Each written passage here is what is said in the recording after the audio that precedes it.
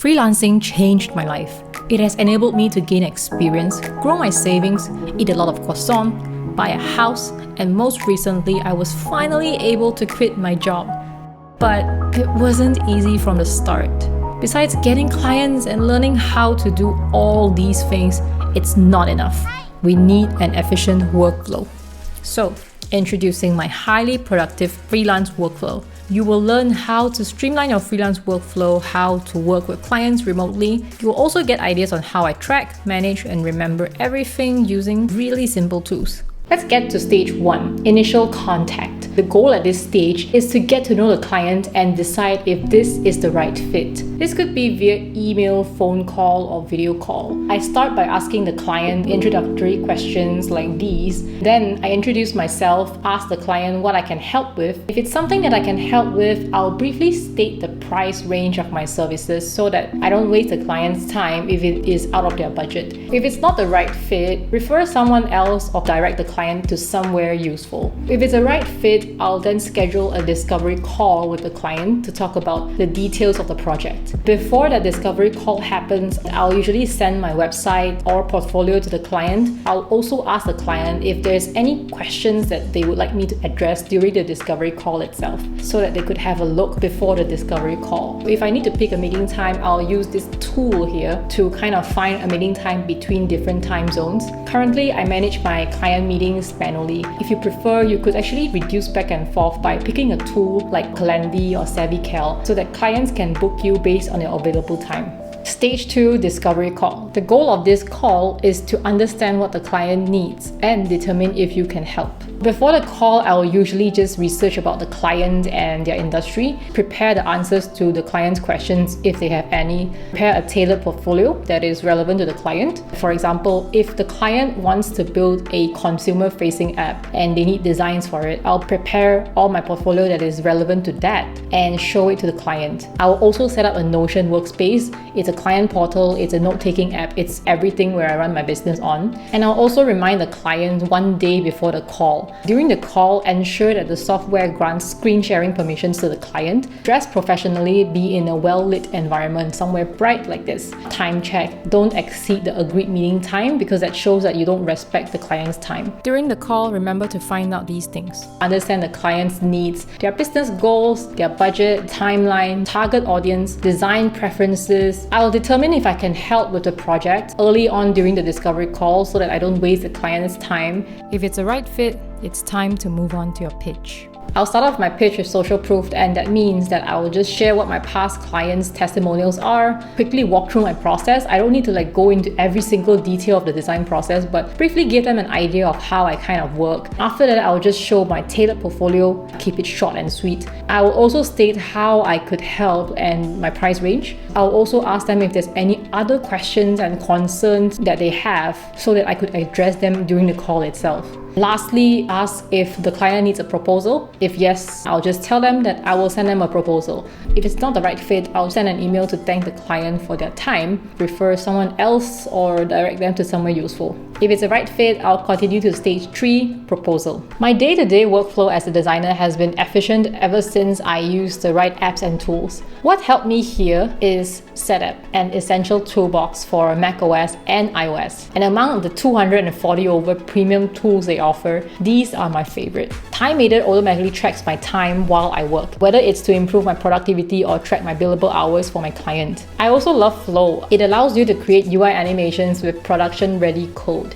And then there is Mockup Studio. Mockup Studio allows you to drag and drop visuals into device mockups. Currently, they have thousands of device mockups for you to use. I also love Snapper and CleanShot X. It's basically my favorite screenshot and screen recording tool. It makes my life so much easier. There is also Typeface, where I could find, organize, and preview my fonts. You could even compare fonts or remove duplicates. Without Setup, I will need to pay for each of these tools separately. Some of these apps alone cost more than Setup subscription. So I recommend you to try Setup 7 days for free with this link.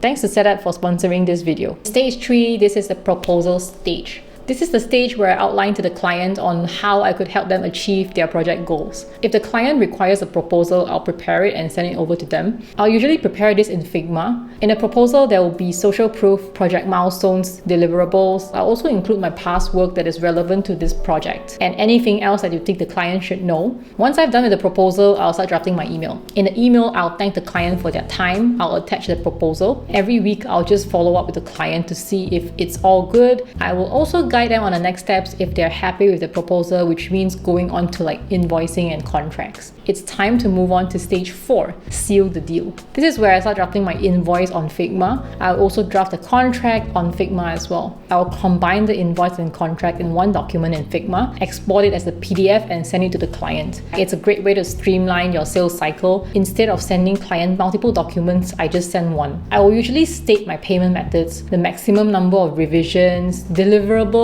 the milestones that I'll work with, what is included, what is not included, for example, stock images, stock videos. Sometimes the client may also ask me to sign an NDA, which is a non-disclosure agreement. If there's no NDA required, then I'll just ask for consent to use this project as portfolio on the website. Now, large corporations usually have their own processes. I'll usually just follow the corporation's flow unless there's any other specifics that I need to add into the contract. They'll just send me their contract. I'll review it, sign it, and then I'll send my invoice over. As long as you state your clauses clearly in your documents, you should be safe. Just read everything before you sign.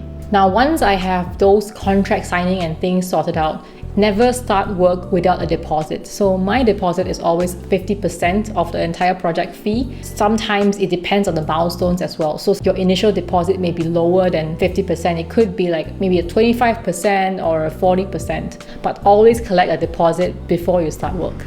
Once you've collected your money, it's time to move on to stage 5, project starts. At the start of a project, I'll discuss with the client and decide where communications are held. It could be email, Slack, or WhatsApp. I'll request more information from the client, for example, brand guides, brand assets like logos, research findings, analytics, or anything that can help me make better design decisions. Now, the client can send this over using email or invite me to their analytics tool so that I can get a view access. I've also set up a client portal on Notion where everything is in one place. I'll also inform the client of my official project start date, tell them when they could expect to see a draft. It could be a few days to a week. When I start designing, I will just show 1 or 2 flows to the client. Initial draft for the project could include user flow and wireframes, and try to present these solutions as soon as possible. When presenting design solutions, you could either set up a call, but I prefer to use the asynchronous way most of the time. I use a tool like CleanShot X to record my screen, walking through my design solutions. Once I've recorded the videos, I could upload to Google Drive and attach the link to the recording in my Notion client portal. So everything again is in one place only. In terms of handling design revisions,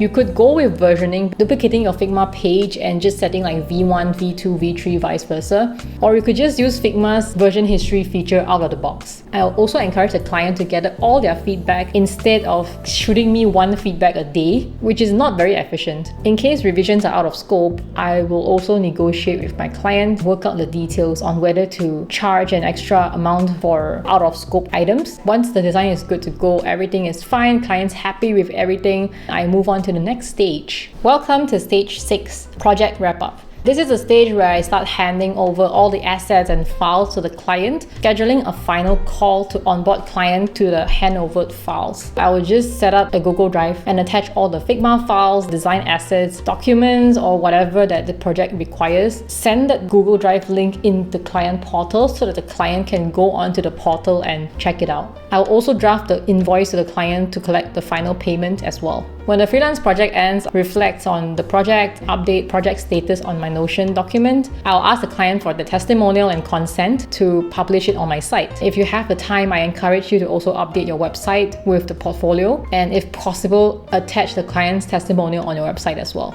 Stage 7, reflect and improve.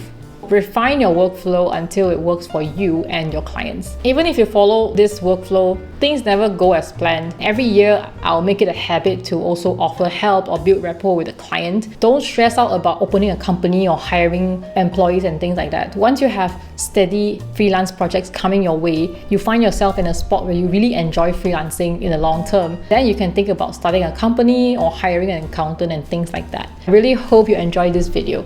You could find out how I manage my time with a full-time job, freelance side hustles in this video, or you could learn how I built 8 income streams in 6 months. So see you in the next video. Bye!